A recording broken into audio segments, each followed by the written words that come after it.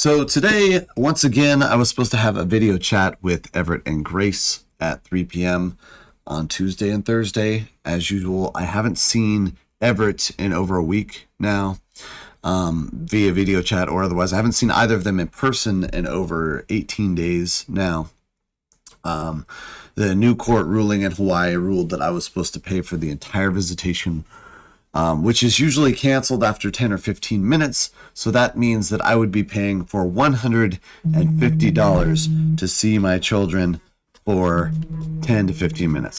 Now, I did get to talk to Grace on the video chat last Thursday briefly, but for less than 5 minutes. So yeah, so in total, I've seen my children for approximately 20 or 30 minutes in total in the last 3 weeks.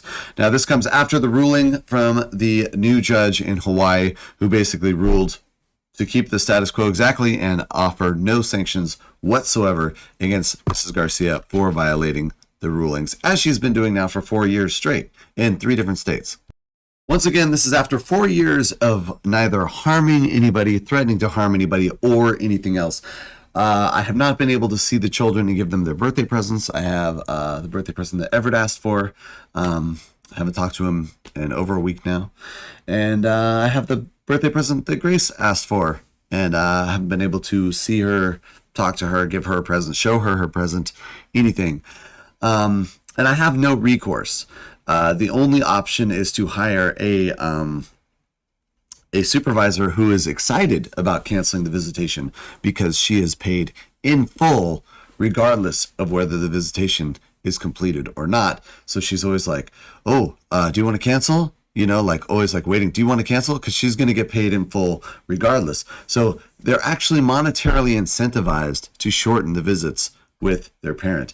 And they're encouraged to shorten the visits themselves, which, if you read any of the documentation about parental alienation, shows that that does the maximum harm to the children. When they are able to cancel the visit themselves, this leads to the longest and most prolonged and worst outcome for the children. Now, this has been going on for over 4 years, and I can't seem to get a break in any court in any state. And again, I have no criminal record of any kind, no history of violence, drug abuse, alcohol abuse, nothing of any kind against me that would warrant any of this.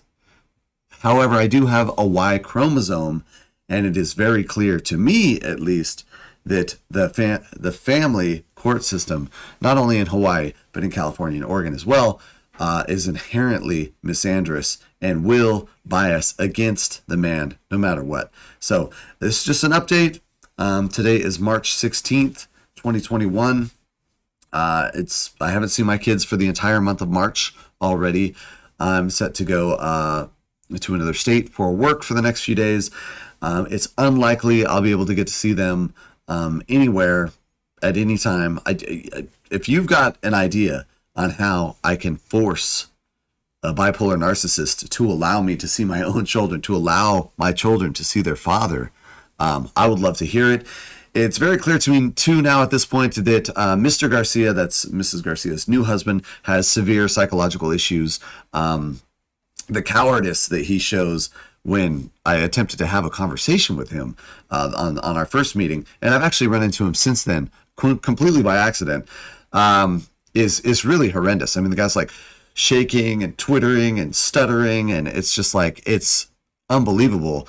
This is, again, a man I've never threatened, never said or done anything to in my life. I met the guy twice, once for a few minutes inside a courthouse, and another times completely by accident here in Hawaii, because he was guarding the gate to Pearl Harbor, and I made a wrong turn and accidentally was driving onto the base, when in fact I meant to turn right and didn't even mean to go onto the base. I just flipped a U and left. But yeah, he was sitting there quivering like super terrified, and he's on an army base with like a gun and everything, and I'm like in a car in my swimsuit. And I didn't even realize it was him till after I left. I saw the name badge Garcia, and then I was like, as soon as I pulled out, I was like, holy shit, that was the dude. Everett and Grace, it's really hard for me. I don't want to be angry with you. I know these cancellations. I know you're encouraged to cancel them. I know it's doing the maximum amount of harm that it could be doing to both of you, and I'm sorry about that. It's been very difficult for me personally to try to codify any of this on an emotional level. It's incredibly painful to not be allowed to see your own children. It's just so brutal. And Mrs. Garcia knows this, which is why she is doing this. She doesn't care about the kids at all. She'll just shove them in front of the TV, give them an iPad, feed them a bunch of high GMO goldfish, and call it a day. She doesn't care about them. It's borderline dismissive and completely neglectful. It was her parenting style while we were still married. I can't imagine she's improved any since she's only worse now as far as the way she deals with the rest of the outside world. Again, this is a woman who cannot hold a job. This is a woman who's been relentlessly torturing me and my children for 4 years, and my extended family. I mean, my mom hasn't seen the kids in 5 years. My dad hasn't seen the kids in 5 years. My brothers, cousins, nobody on my side of the family has seen the kids in over 4 years. And, are all of us psychotic dangers to the children? If that's the argument that she's making, I am not. So she's a liar anyway. But that is the argument she's been making based on Facebook memes and a corrupt judge who was a friend of her dad's, Judge Jim Wood in San Diego, personal friend of Mr. Garish, Mrs. Garcia's biological father, who was really just one of the worst people you'll ever care to meet. Pathetic, weak, spineless, does whatever his wife tells him. I mean, he's not a man. It's really embarrassing. And the worst part is that the male role models that my kids have for them are this stepdad who's practically urinating himself every time I've seen him, which has only been twice, once completely by accident. In fact, the other time I didn't want to see him either. I was at the court trying to do something else. I've never sought this guy out, looked for this guy, anything. I tried to have a conversation with him in the courthouse very calmly, which during the entire time he was quivering and shaking, if you try to talk to me, I'm gonna call the cops. I'm like, we're in the courthouse, there's cops everywhere here. And then again was practically urinating himself while I was sitting in a car below him in a swimsuit, unarmed, and he's packing a gun, and there's another guy right next to him with an M16. It's dude, of all the times to not be afraid of somebody whose children you've been aiding and abetting in the abuse of now for 2.5, 3 years almost. So this is the time to not be afraid, is when you are armed and I am not, and you're on a military installation and you're in the military and I'm not. I mean, this is it was actually very surprising, when I played the tape back after I realized, because I didn't really realize it was him till after I pulled away. And then when I did realize after I pulled away, because I had to hand him my license, so he actually was holding my license, saw my license, and was looking at it and was and then I saw him, I saw this look on his face change, I guess he didn't recognize me or was surprised that it was me or something. Anyway, these people are the worst people in the universe.